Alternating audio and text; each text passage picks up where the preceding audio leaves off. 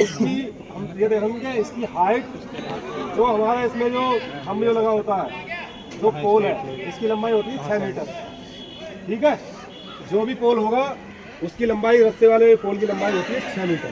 ठीक, और ये जो लगा हुआ है ये इसकी जो चौड़ाई है, मतलब चौड़ाई होती है 2.8 मीटर लिखा पड़त में, पर ये याद लग रही है। और इसकी जो गोलाई, जो मोटाई गोलाई रस्से की, वो 15 सेंटीमीटर।